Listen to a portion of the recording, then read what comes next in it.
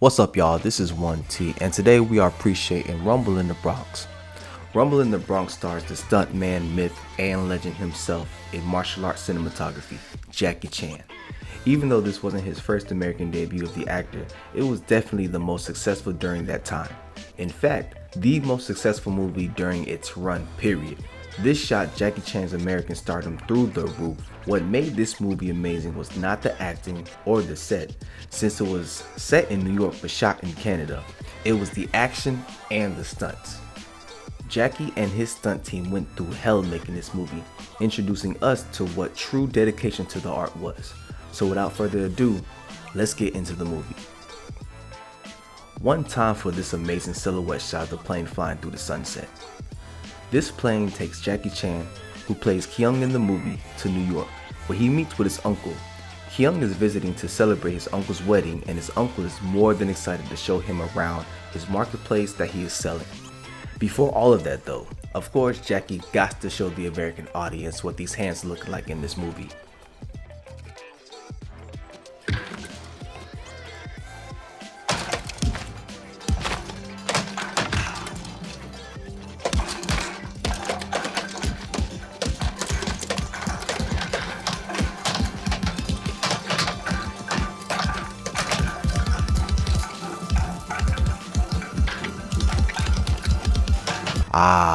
Ip Man would be proud. So was Danny, the kid from next door. Keung took a liking to the kid, so he gives him a Sega Game Gear to hold. You youngins know nothing about that. Uncle takes Keung to his shop while renovations are happening, and Keung attempts to find his future aunt, but didn't realize that his uncle believed in once you go black, you don't go back, cuz she's got jungle fever, he's got jungle fever, they got jungle fever, we're in love. Surprised to see your future auntie? Yeah, a little. Hey, what can I say to you? Welcome to America, my nephew. Hey yo. Uncle was a little too smooth saying my nephew like that. Uncle trying to turn into Unc. Right after that, Uncle is discussing selling the store when Keung couldn't help but start feeling himself after getting those auntie compliments. He ain't used to those yet, so he accidentally embarrasses himself without knowing it. See, you can't let those auntie and grandma compliments get to your head.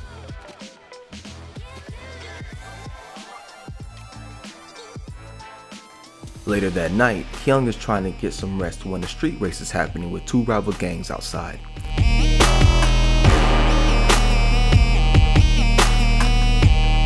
At first he was like, oh cool, free show. But then realized shit got real when his uncle's car was about to get destroyed. So he teases some acrobatics before saving his uncle's car and costing one of the gangs some money.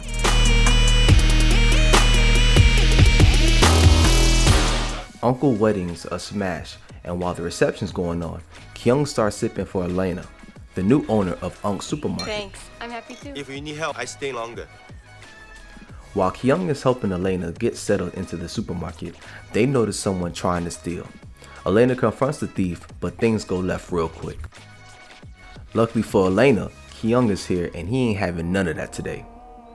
Keung parries Buddy's right so he can dig into his esophagus. Some more goons try to jump in, but Keung starts treating them boys like Batman in the warehouse scene. Keung disarms mans on the left, then double fists a 2-for-1 hit combo on the goons to his right, giving him enough time to start piecing them up individually. I like how he treated Buddy like the Wing Chun dummy stand from earlier. One tries to pick the knife back up, but Keung starts folding this man with the literal clothes on his back, scarring this Buddy so bad he knocked himself out. Then immediately hits this man with the 300 disc Sparta kick. The last goon tried to grab him, but Keung pulled the Uno reverse card on Buddy, while his homies showed no signs of loyalty. Keung eventually makes everyone leave, and Elena immediately wanted to give him that damsel in distress draws. I mean, look at those stigmatized eyes. During closing time, Elena and Keung do some last minute flirting before Keung slides out. While walking home, Keung sees another damsel in distress, and since my man feels like he's in his bag, he goes out his way to do something about it. Fam ain't learned the phrase, that ain't got shit to do with me. You gonna learn today. Keung catches up with the damsel, but it turns out to be a trap set by the gang who got their asses whooped earlier in the day. leaving Keung trying to escape. Scenes like this is what sets Jackie Chan apart from the rest. No one in the game before, during, and even after his prime can utilize the entire set location and props like Jackie Chan. He will turn the least likely objects thought about into an action piece.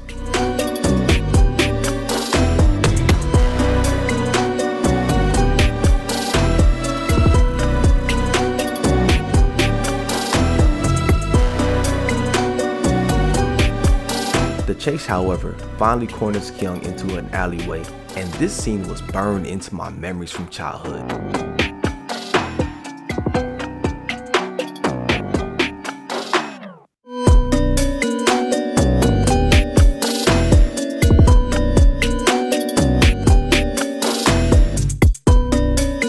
When I was a kid, I thought this was the worst torture around. Shit scarred me more than horror movies, and I was a Freddy, Michael Myers, and Jason Voorhees type of kid.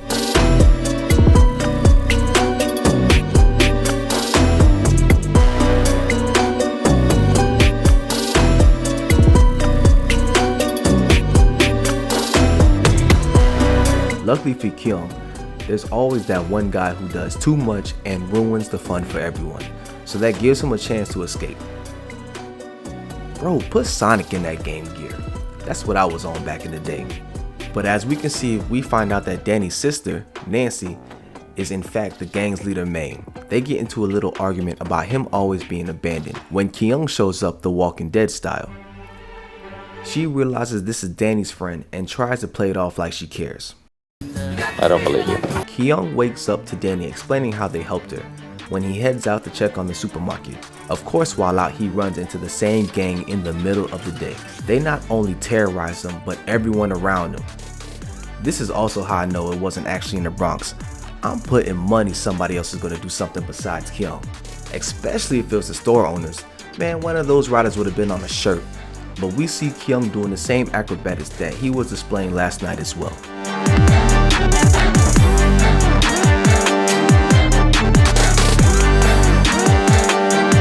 Man, this man is going through it.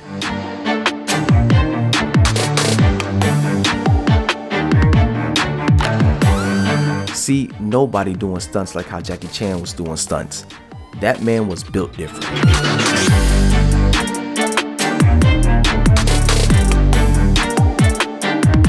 Keung finally got into a position where he was able to get some offense in, but the numbers were still getting overwhelming.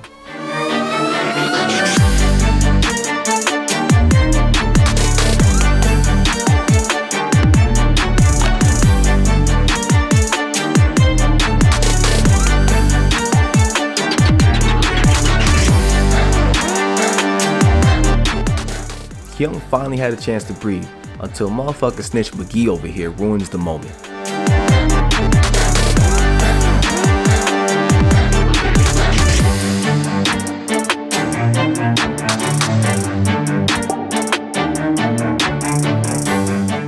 See, that's what the fuck you and your balls get.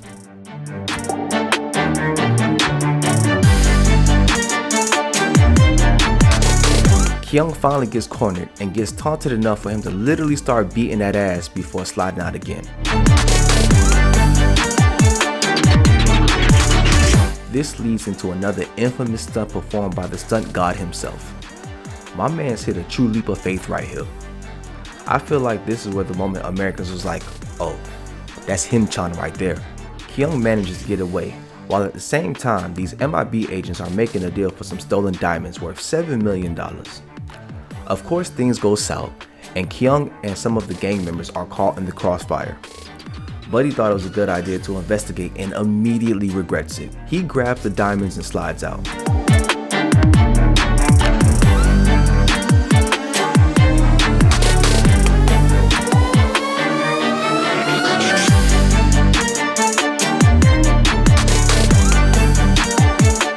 Managing to place them in Danny's wheelchair before getting caught by these MIB agents.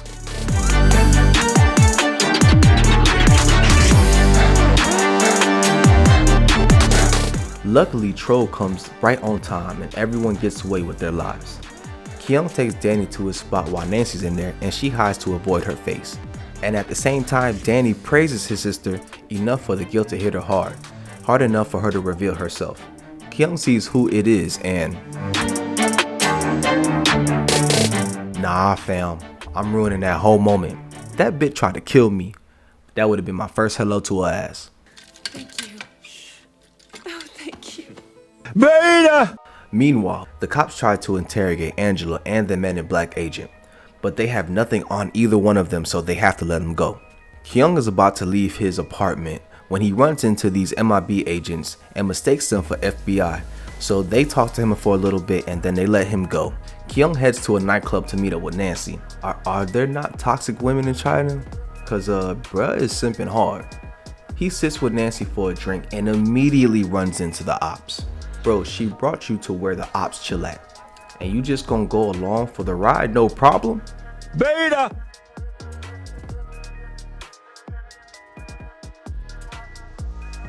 This nigga is still playing captain with the ass. Bro, what happened to Elena?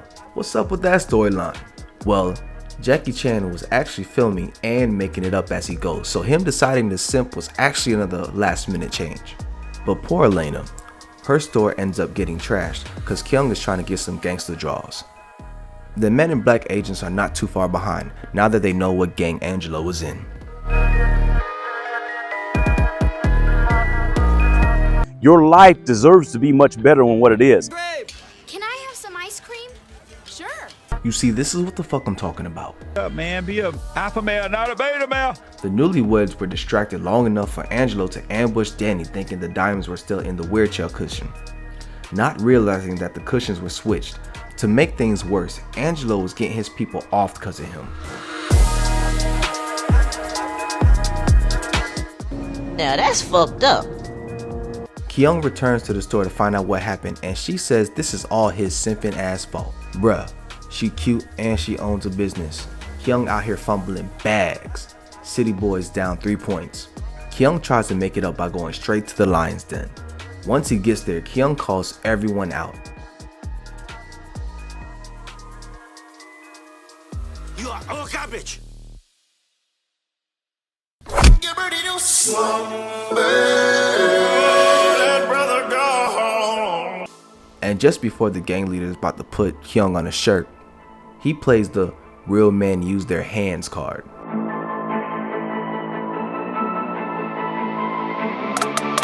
Keung weaves the 1-2, blocks the right hook, and starts giving this man work.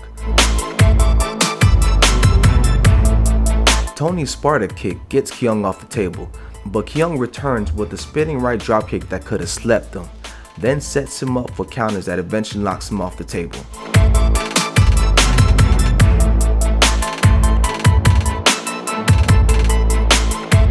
So now it's jump season and we see the epitome of a one-man army in Keung.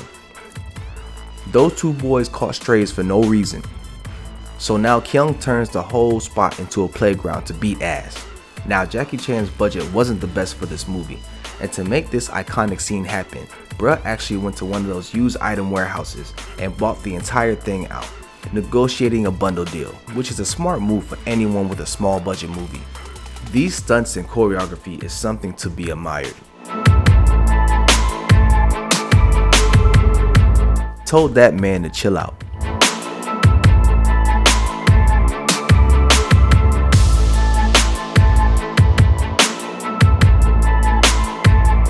Once Keung finished playing Spin the Bottle, he goes straight for the arcades.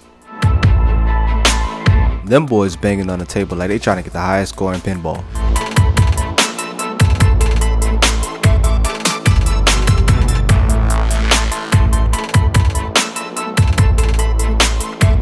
Keung gives himself enough time to start learning how to play hockey, and the goons were nice enough to volunteer as pucks.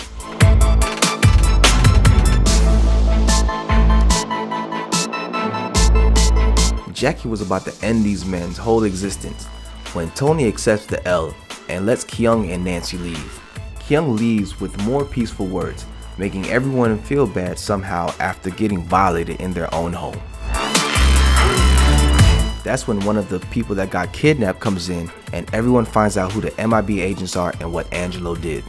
Keung fucks up and calls them, still thinking they're FBI agents, and now everyone is fucked. See, you could have just did your thing with Elena and went home. But no, my dog had to simp. So now they're at Danny's spot, on the hunt for the diamonds, and Keung finds him, but also finds an out as well.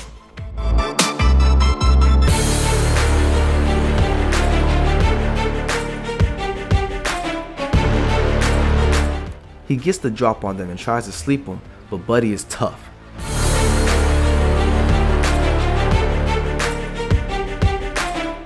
Still tough.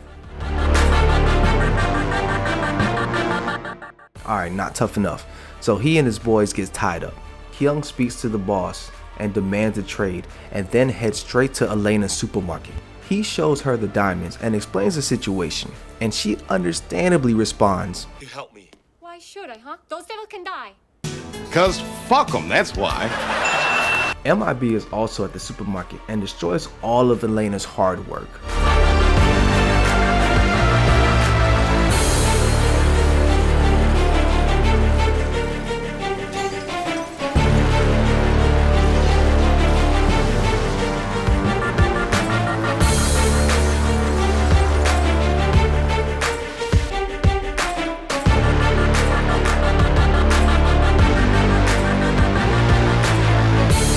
So Keung finally calls the police and they make him an informant. Keung approaches the bad guys and immediately fumbles the bag, revealing the boss's name. They corner Keung and finds the wire as well. Once Keung is outed, he leaps into action to make his escape.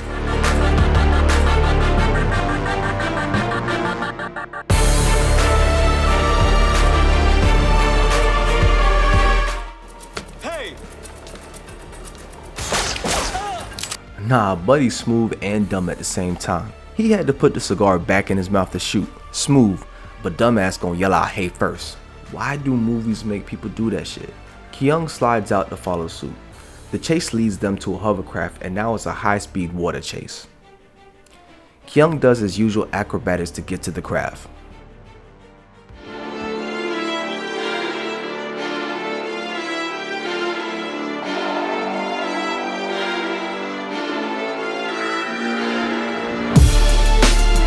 What we just saw was Jackie Chan breaking his ankle to make that land. Jackie had to wear a cast the entire rest of the movie, but luckily they only had a week left in filming. Chan talks about how the first leap from that building scene weakened the bones on his foot, and that stunt on the hovercraft sealed the deal before it had time to heal. After I jump, I really break the bone a little bit. I'm so happy. Success, I can jump. So you remember all the pain, but 2 days later, so the moving hovercraft can break. Not even the best stunt of the movie. The water skiing with no skis proves why there will never be another Jackie Chan.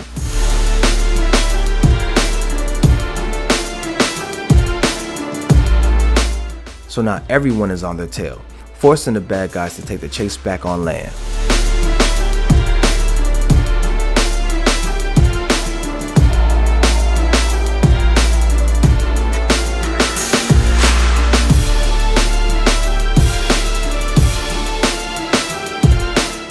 Yeah, I don't know where her parents at, but Keung is here to save the day.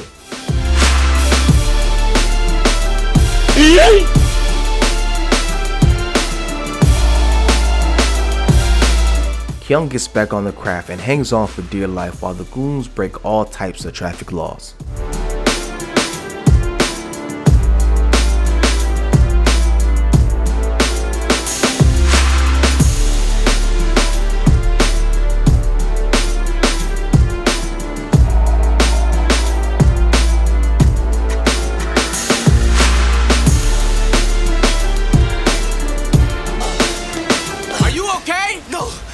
This nigga's the realest.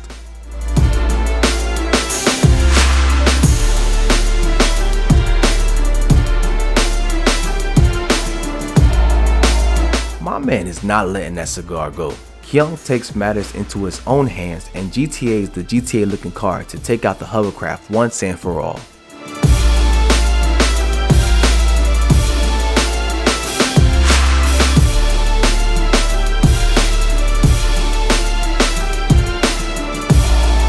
Keung gets inside and is not playing with these boys. Then the cops finally come in to seal the deal. That damn cigar. Keung finally meets with everyone, and he and the cops plan the most pettiest get back I've ever seen. Nah, let's not arrest him. Let's get these civilians to run this motherfucker over with a hovercraft. That'll teach him.